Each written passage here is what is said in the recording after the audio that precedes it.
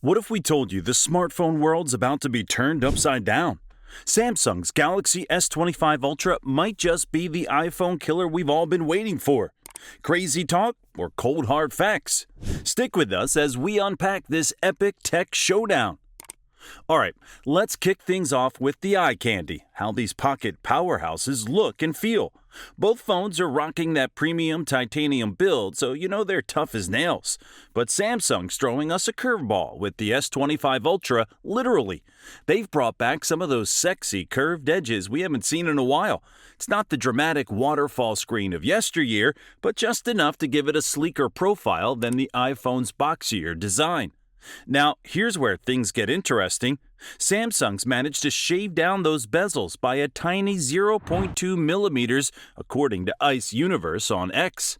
I know, it doesn't sound like much, but in the world of ultra-premium smartphones, every fraction of a millimeter counts. It's all about those clean lines and maximum screen real estate. Let's be honest, give Samsung some serious bragging rights. Speaking of screens, both of these displays are absolute stunners.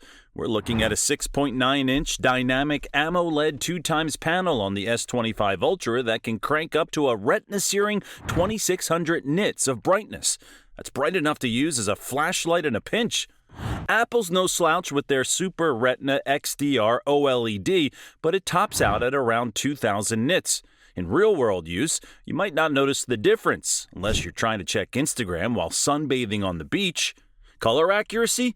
Both are top-notch, but Samsung tends to favor those punchy, vivid colors that really make images pop.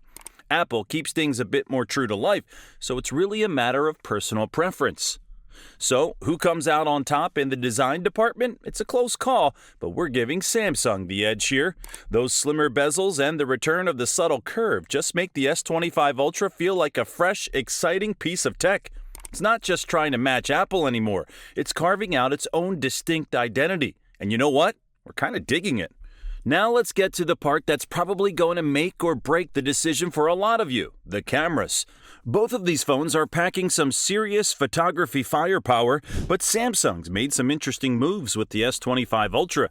First up, that main camera. Samsung sticking with their monstrous 200-megapixel sensor, which sounds impressive on paper.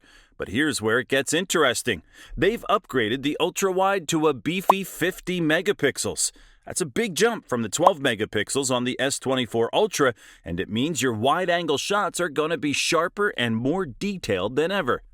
Apple's still rocking their 48 megapixel main sensor, which might sound less impressive, but megapixels aren't everything. The iPhone 16 Pro Max's computational photography is top-notch, and they've made some improvements to low-light performance that are genuinely impressive. Now, let's talk zoom. This is where Samsung's traditionally had the edge, and they're not giving it up. The S25 Ultra's got a fancy new variable zoom system. We're not entirely sure how it works yet, but rumors suggest it can smoothly transition between 4 to 5 times and 6 to 7 times zoom. That's going to be a game changer for video, letting you zoom in and out without that jarring switch between the lenses. The iPhone 16 Pro Max is no slouch in the zoom department with its 5 times optical zoom. But Samsung's pushing the boundaries here, and it shows. If you're someone who loves to get up close and personal with your subjects without actually getting close, the S25 Ultra might be your new best friend. But it's not just about the hardware. Both phones are leaning hard into AI-powered photography features. Samsung's been pushing their Galaxy AI pretty hard. We're expecting to see even more smart features in the S25 Ultra. Things like intelligent scene recognition, improved night mode, and maybe even some cool new portrait lighting effects. So, who comes out on top in the camera department? It's a tough call, but we're giving Samsung a slight edge here. That variable zoom and the upgraded ultra-wide are going to give you more flexibility in your shots. Plus, Samsung's AI features are really starting to shine. Apple's still great for point-and-shoot simplicity, but if you want the most versatile camera system possible, the S25 Ultra is looking mighty tempting. Alright, let's talk about what's under the hood of these pocket rockets. Both the S25 Ultra and the iPhone 16 Pro Max are absolute powerhouses. But Samsung's made some interesting moves this time around. The S25 Ultra is rocking Qualcomm's latest and greatest, the Snapdragon 8 Gen 4. Now, we've seen some early benchmarks, and let's just say things are looking spicy. We're talking about performance that's neck and neck with Apple's A18 Bionic chip. In fact, in some multi-core tests, the Snapdragon might even have a slight edge. But here's the kicker. Samsung's bumped up the RAM to a whopping 16 gigabytes. That's 4 gigabytes more than the S24 Ultra and double what you'll find in the iPhone 16 Pro Max. For most people, 8 gigabytes of RAM is plenty.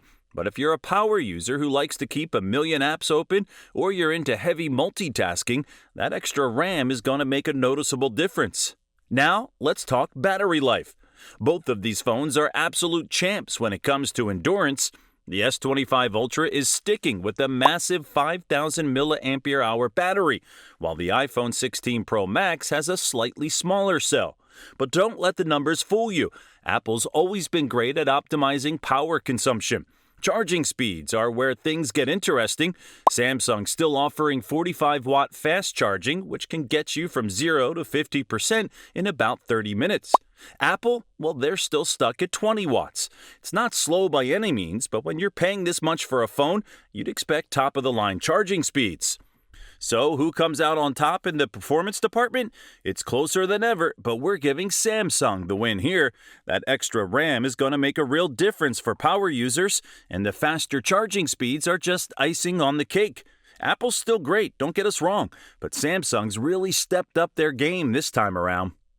Now let's dive into the software side of things. This is where the rubber really meets the road in terms of your day-to-day experience with these phones. And boy, have both Samsung and Apple been busy in this department. The S25 Ultra is running on Android 15 with Samsung's One UI layer on top.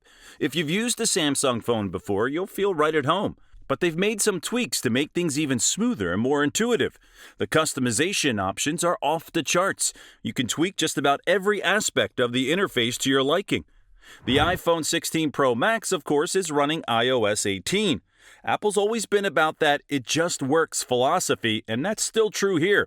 But they've been loosening up a bit in recent years, giving users more control over things like home screen widgets and default apps. Now, let's talk about the elephant in the room, AI. Both Samsung and Apple are going all in on AI features, but they're taking slightly different approaches. Samsung's Galaxy AI is all about on-device processing. They're promising faster, more secure AI features that don't need to send your data to the cloud. We're talking about things like real-time translation during phone calls, smart text suggestions, and even AI-powered photo editing. Apple's not slouching either. They've been beefing up Siri with some new tricks, and we're seeing more AI integration across the board in iOS. But they're taking a more cautious approach, focusing on privacy and making sure the AI features they do introduce are rock solid. One area where Samsung might have an edge is in third-party AI integration. They've been working with companies like Google to bring features like Circle to Search to their phones. It's little things like this that can make your phone feel that much smarter and more helpful in day-to-day use. So, who comes out on top in the software department? It's a tough call, but we're giving Samsung a slight edge here. Their AI features feel a bit more ambitious and integrated, and the level of customization you get with One UI is hard to beat. Apple's still great if you prefer a more polished, consistent experience, but Samsung's really pushing the boundaries of what a smartphone can do. All right, we've put these two titans through their paces. We've looked at design, display, cameras, performance, battery life, and software. So, what's the verdict? Has Samsung finally dethroned Apple, or is the iPhone 16 Pro Max still king of the hill? Let us know in the comments section below. Also, here's the thing, it's closer than ever. Samsung's really stepped up their game with the S25 Ultra.